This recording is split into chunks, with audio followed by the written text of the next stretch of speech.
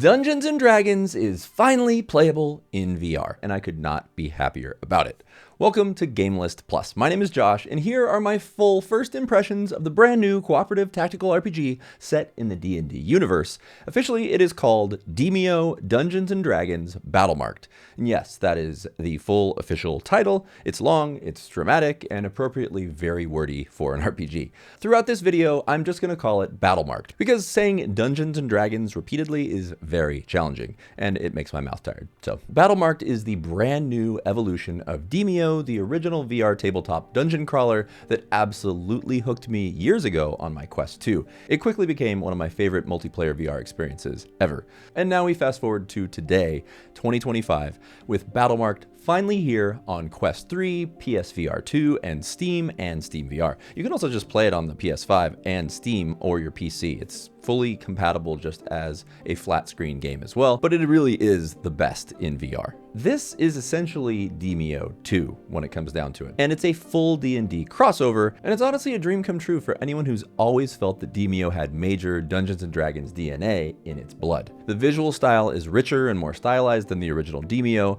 but the gameplay still feels instantly familiar. Tactical movement, cards, dice rolls, positional strategy, chaotic rooms full of enemies trying to ruin your life, it all just fits. If you're enjoying this video, hit that like button. It really helps my channel a lot, and hit subscribe to see all my upcoming content. This is a collaboration experience at its core. For this early review build, I played with my collaborator, Jarek Defiler, the Patient Gamer, and honestly, it reminded me of why Demeo-style gameplay shines so much brighter with other people. Collaboration really is the soul of what makes Demeo so much fun to play. I've always been more of a solo gamer in general, but Demeo changed that years ago, and Battlemarked brings that same magic back, now fused with the official D&D lore, monsters, spells, and choice-based story progression, which is really, really cool in this game. The review copy stops you from progressing past certain points, and for a game like this where online randomness and new party dynamics are everything, I need the full online community experience before I can really stamp an actual rating on it,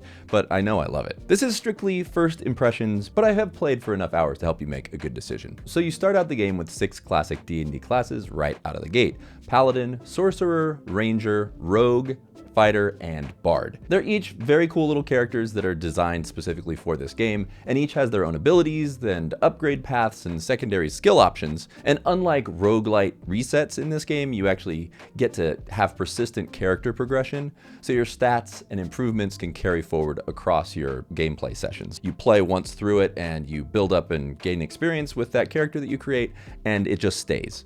And that's something that was there in Demeo that was really awesome too, is that your progression sticks. In this, it actually sticks to the characters themselves, which is really great. If you're a longtime Demeo player though, you will notice something that is definitely missing. There's no Barbarian in this game, which is the first character class that I played as in Demeo.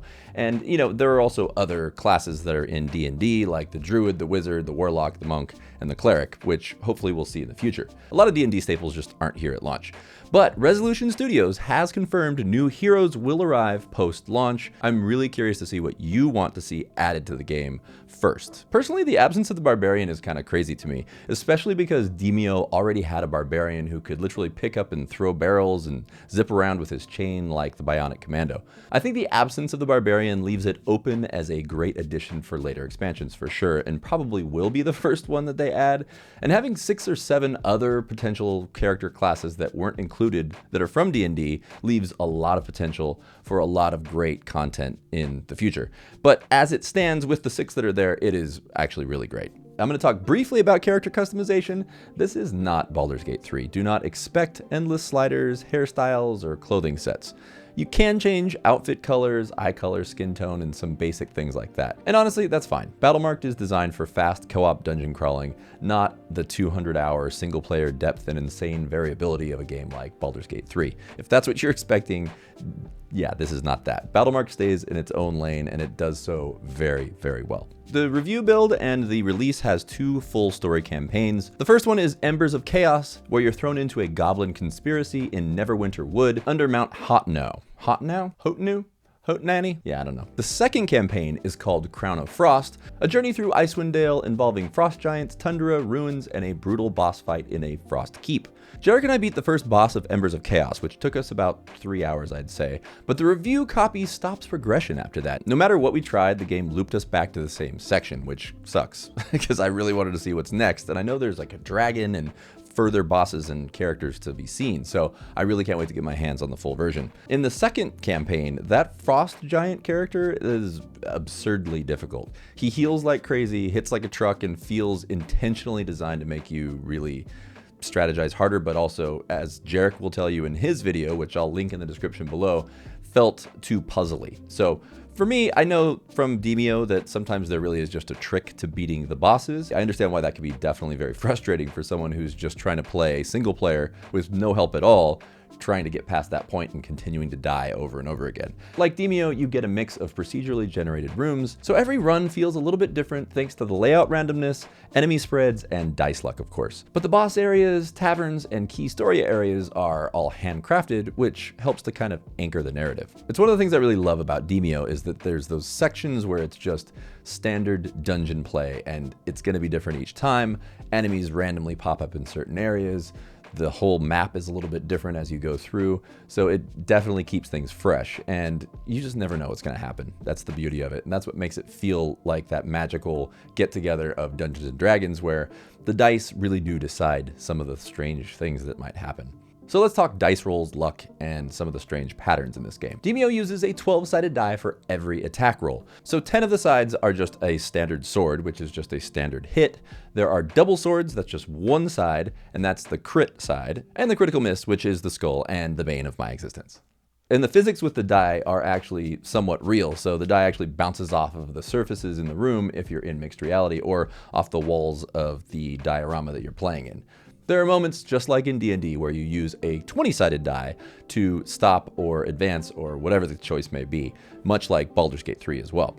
It does have that actual D&D element, but most of the time, when it comes to attacks and using magic and everything else, you're just using the 12-sided die with the critical miss and the critical hit. So that's one of the blaring differences between traditional D&D and this game.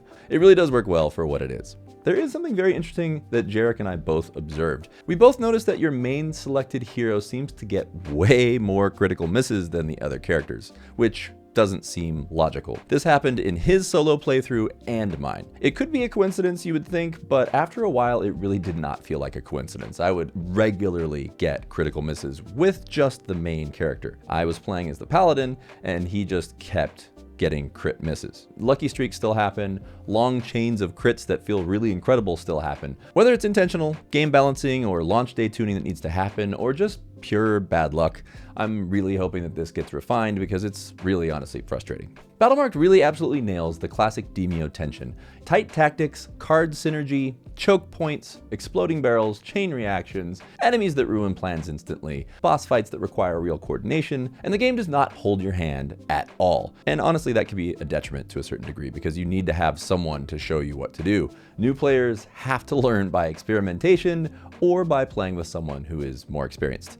This is why playing with strangers in Demeo was magical. Somebody always knew the map, knew the boss tricks, or knew the optimal positioning. It largely has to do with how you build them out. So you obviously want a ranger, you want a rogue who can sneak around, you want a good tank. So you can do different combinations, and different things are going to be better for different battles and storylines that you do. But there are just so many options. And the truth is, when you're playing online with a bunch of other people, you might get plopped right into something and have no idea what to do, but you kind of have to figure out how to synthesize yourselves together and work as a team to get through in any case. Sometimes the balance isn't really there, and that's my experience from Demeo speaking, but oftentimes you'll just find a way. And that is the beauty of this gameplay system.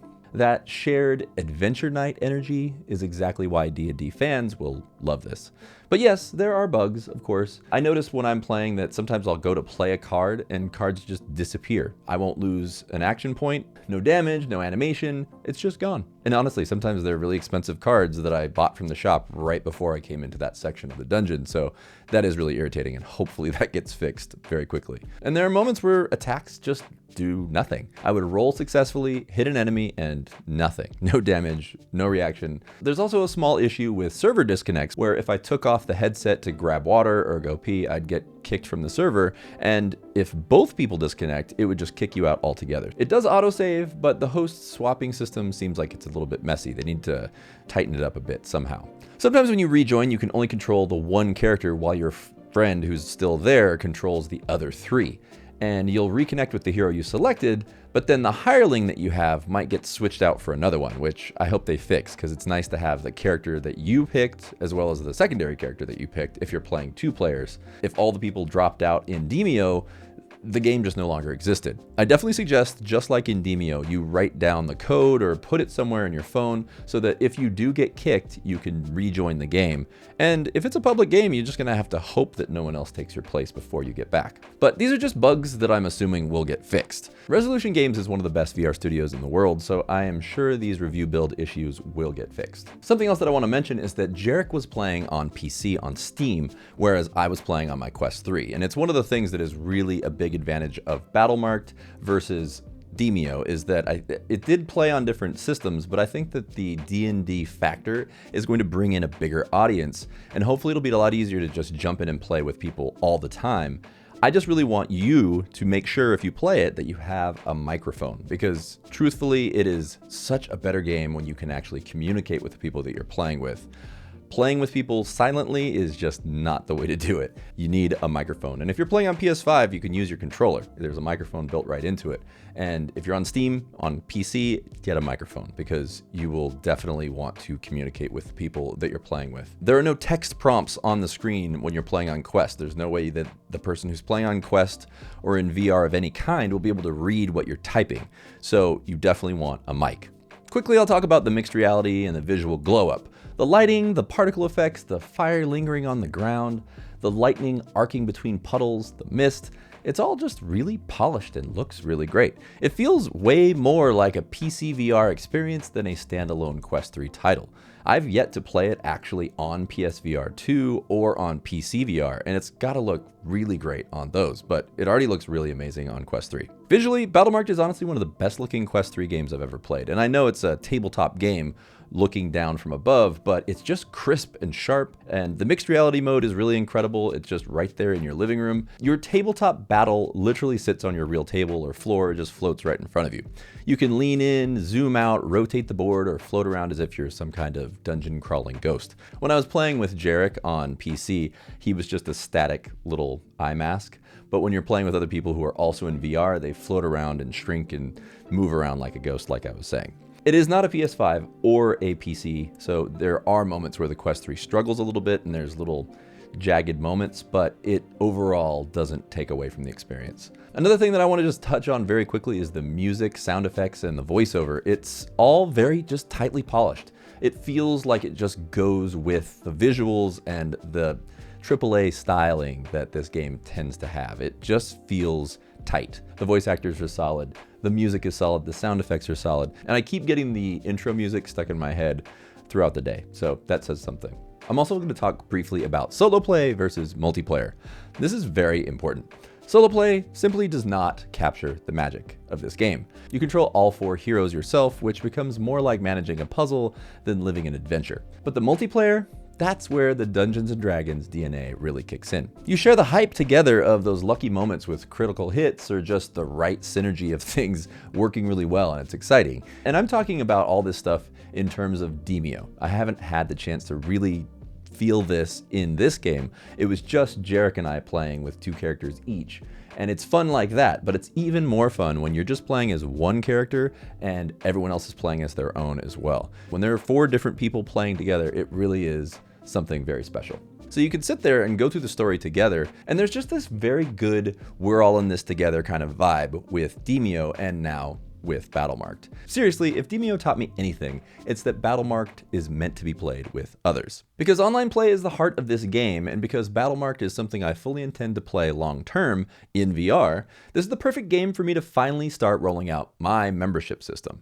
Members will be able to join me in online sessions, play Battlemarked and other games with me, appear in my occasional live streams, and of course I won't always be available, but I will regularly open up multiplayer sessions for members, and I want to meet some of you directly inside VR because this game is just too fun not to play together. And there'll also be early releases and lots of other stuff for members, but check out all that down in the description below. So Resolution Games is honestly a top tier VR studio. They've built games like Demeo, Game Room, Racket Club, Bait, Blast On, Cookout, and they never feel money grubby. They feel AAA in quality, but not AAA in corporate greed.